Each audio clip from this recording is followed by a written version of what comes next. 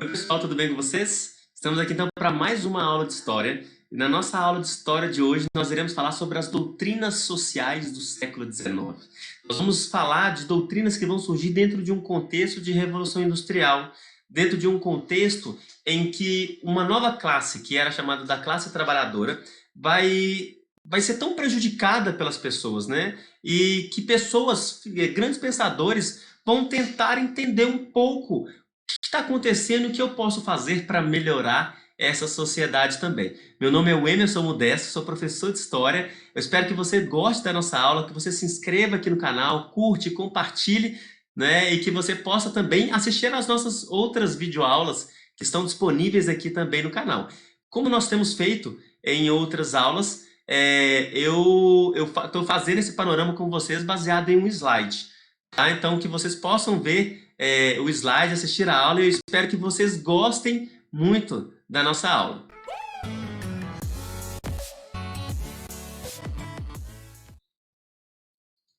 Bom, vamos lá então. Ó, nós estamos aqui já com o slide aberto e a gente vai ver então sobre as doutrinas sociais. Como eu falei com vocês, essas ideologias surgem na era industrial.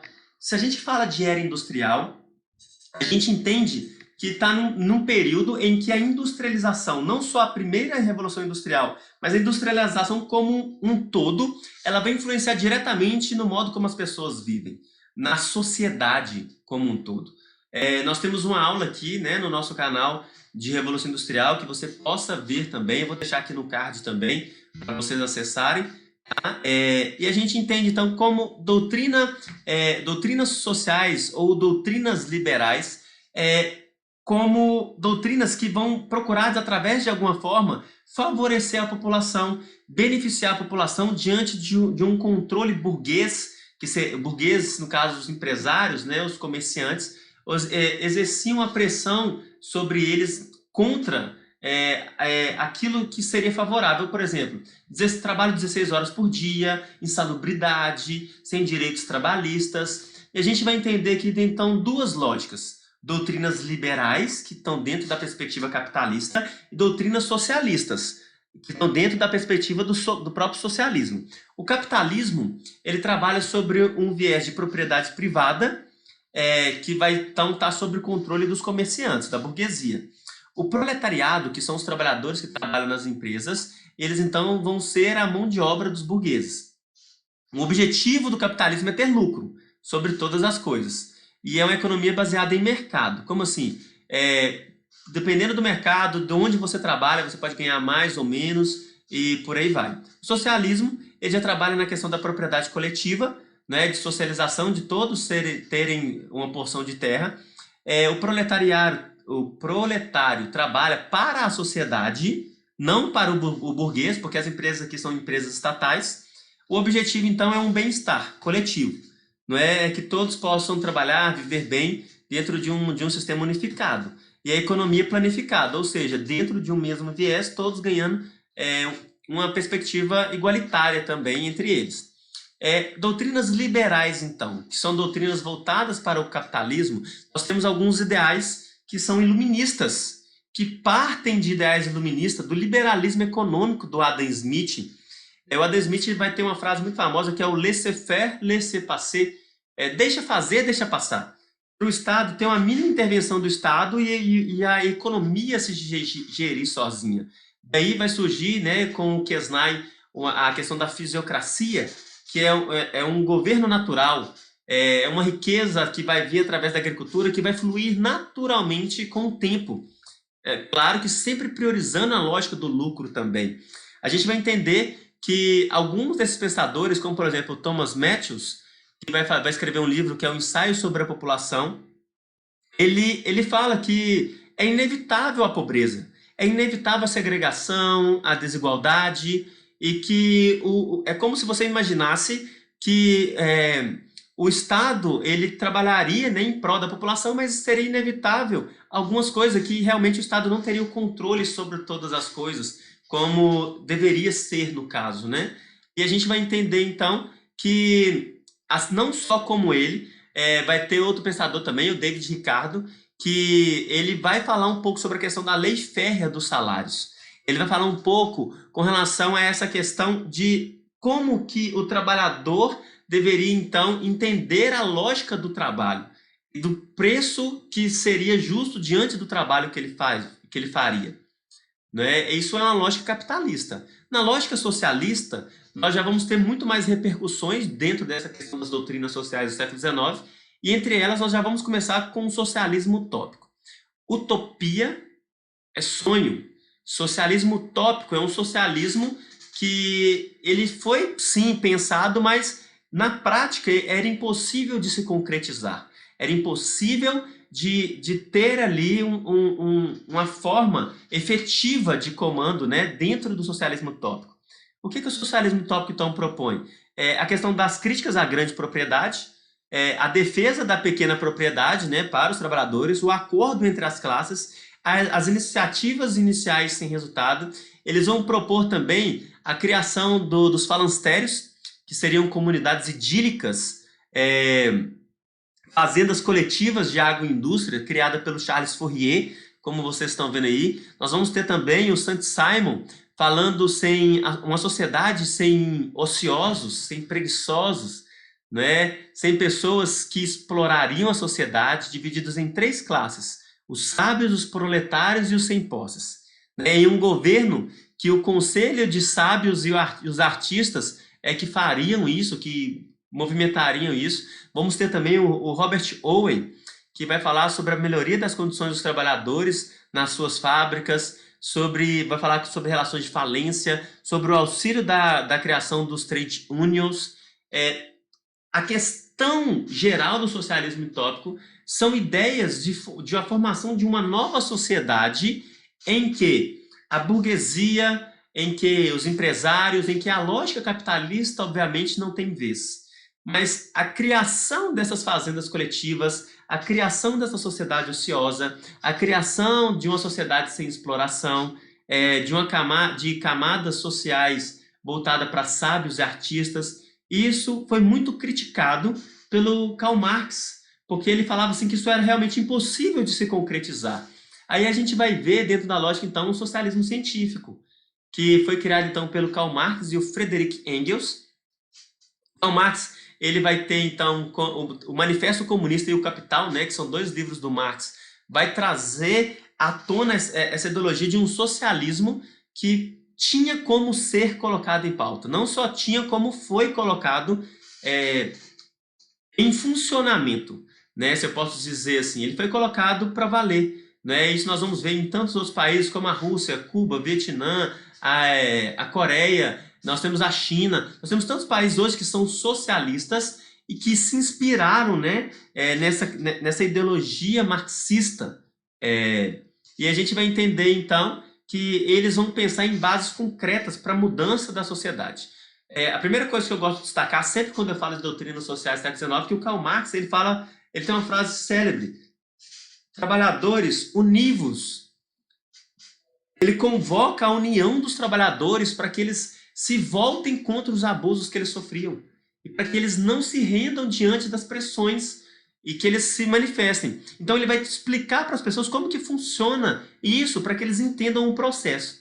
O primeiro deles é o materialismo histórico, que é uma interpretação socioeconômica da história, entender que historicamente, desde que mundo é mundo, né, para a gente se entender assim, sempre as pessoas foram materialistas, sempre as pessoas buscaram um acúmulo de metais preciosos, de bens, e isso é algo que é histórico, não é só da questão capitalista e nem muito menos da questão industrial. Nós vamos entender, ele vai explicar também com relação aos modos de produção.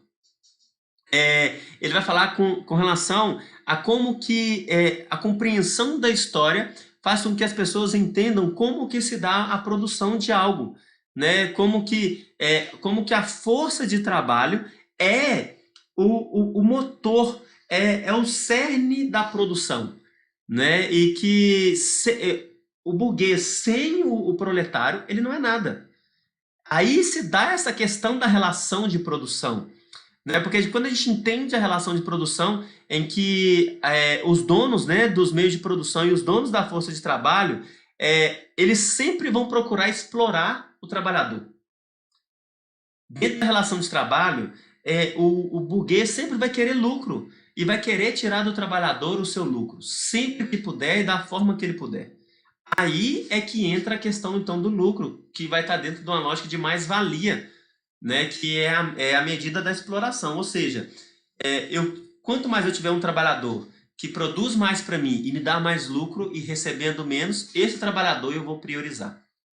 Então, sempre o Karl Marx vai estar trazendo uma reflexão sobre o que é os meios de produção e de uma união desses trabalhadores para uma mudança daquilo que poderia acontecer. Assim também como ele tenta explicar, ele fala sobre a questão da luta de classes, que desde que o mundo é mundo também, sempre, é como você imaginar o pobre e o rico sempre lutando, né? O pobre sempre querendo ser rico, o rico sempre querendo ser mais rico, dos proletários, dos burgueses, dos plebeus e da nobreza. A gente vai entender que historicamente também sempre houve uma luta de classes. O Karl Marx ele era a favor da questão de iniciar movimentos como greves para que para que os burgueses entendessem que a força motriz estava nos proletários, não estava naquilo que eles achavam por bem, né? Ou que eles faziam por ele querendo ou não, e que deveria ser realmente dado um direito a esses trabalhadores de produzirem, de ganharem bem, de serem valorizados dentro daquilo que eles fazem. A gente entende, então, que dentro dessa lógica do proletariado, haveria, então, uma eliminação da propriedade privada, porque agora a propriedade, então, deveria ser coletiva e não focada em somente aqueles que têm dinheiro para comprar. O fim da exploração e da luta de classes, ou seja, uma sociedade igualitária, baseada numa economia planificada, em etapas de transição, né, para uma posterior eliminação do Estado, da implantação do comunismo, que o socialismo seria o caminho, né, para a implementação do comunismo, como aconteceu em tantos países por aí. Então, de fato, a gente entende que o socialismo científico ele vai ter uma base sólida para a conscientização e para a efetivação desse sistema. Em contrapartida, nós temos o anarquismo, ou o comunismo libertário. O anarquismo, gente, eles são contra toda forma de governo, né? Eles são contra toda autoridade que venha submeter os trabalhadores a uma necessidade ou uma lei imposta por alguém. E eles eram a favor, então, da liberdade geral, eles eram contra a propriedade privada e a exploração, eles eram contra qualquer tipo de hierarquia, como o governo, o exército, a igreja, os partidos. Chegava a ser até mais radical que o socialismo, né? E eles entendiam que era uma passagem imediata ao comunismo e à eliminação do Estado. Ou seja, algo que é comum a todos, uma liberdade que é dada a todos, sem a intervenção de alguém superior a mim, que se diz superior a mim no caso, para que impusesse sobre mim. Vamos, para a gente entender os pensadores, então, Mikhail Bakunin, Pierre Proudhon, o Leão Tolstói e o Peter Kropotkin. Eles, então, vão ser os pensadores do anarquismo, né? O Mikhail Bakunin como o maior deles, onde ele vai promover essa ideologia até através da violência, né, como um método para a efetivação. O objetivo dele era destruir a ordem burguesa que havia sido imposta, né, dentro dessa questão, desse contexto histórico que eles estavam. O Proudhon ele vai falar um pouco sobre a questão da propriedade, dessa repartição da propriedade contra a propriedade privada, o empréstimo sem juros, cooperativas, o Estado abolido. E a gente vai entender que o ideal deles, né, é um ideal que quebra com qualquer autoridade imposta. Então, uma frase, né? Aquele que botar as mãos sobre mim para me governar é um usurpador, um tirano. Eu declaro meu inimigo. Né? Então, a gente vai ver que os pensadores, gente, eles não vão ter efetividade. O anarquismo, ele entrou como questões sindicalistas, ele entrou como tantas outras questões, mas efetivamente como um sistema de governo, como um sistema de funcionamento, ele não consegue efetivar. Vamos ter também, dentro das doutrinas sociais, a participação da igreja, que vai ter a questão, que vai lançar, né, uma luta contra essa exploração dos operários dentro de uma encíclica que eles vão criar, que é o Rerum Novarum. é onde eles vão, então, fazer a questão, não sei se eu pronunciei correto, tá, gente? Mas eles vão fazer, então, uma luta contra a luta de classes e o marxismo. A ideia deles é fazer com que a religião seja esse instrumento de reforma e de justiça social, não aquilo que era pregado pelo socialismo e até mesmo o anarquismo, mas a religião como esse ligamento, né? Não só de conciliação entre eles, mas de uma harmonização também que deveria haver. Então, vai haver um apelo a um espírito cristão de humanização dos empregadores para respeitarem os operários, para verem seus direitos da forma como deveria ser. Então, há um apelo da igreja também nesse momento, assim como também nós vamos ter o positivismo do Augusto Comte, ou Augusto Comte, que vai também mobilizar a ciência em prol disso, em prol de uma sociedade de ordem e progresso, né? Isso aqui é muito, nós escutamos bastante isso, né? Ordem e progresso, porque é o lema da bandeira, da nossa bandeira aqui do Brasil, e esse viés vem através de um viés positivista. Então ele falava assim, o Auguste Comte, ele falava assim que a ignorância era o problema das pessoas e que a ciência era o caminho para a evolução deles, para resolver esses problemas, né, que precisavam então de pessoas intelectuais, de pessoas que entendiam o processo, de pessoas que sabiam lidar com os processos e que entrassem com mão forte. Então eles eram contra a democracia, ele era contra a democracia, né, pela questão para essa possibilidade dos ignorantes assumirem o poder, porque ele era a favor de pessoas sábias, de pessoas que eram letradas, né, intelectuais, assumirem o governo e proporcionarem o caminho até uma ordem e um progresso que era o que ele tanto almejava. Bom, falei de tantas doutrinas aqui, né, gente? Espero que vocês tenham entendido, né, não só a questão das doutrinas liberais, mas das doutrinas sociais também, dessa participação da igreja dentro das doutrinas. E é algo, gente, que está muito presente nos nossos dias, porque de fato o socialismo científico ele se concretizou, de fato os moldes capitalistas eles permanecem até os dias atuais, então que nós possamos entender isso criticamente, que assim como foi falado em tantas doutrinas, em tantos pensamentos, que nós possamos absorver isso dentro de um contexto em que nós estamos inseridos, para que a aplicação e a efetivação do mesmo. Então, espero que vocês tenham gostado e que vocês possam assistir também às nossas próximas aulas. Até a próxima, então. Até mais.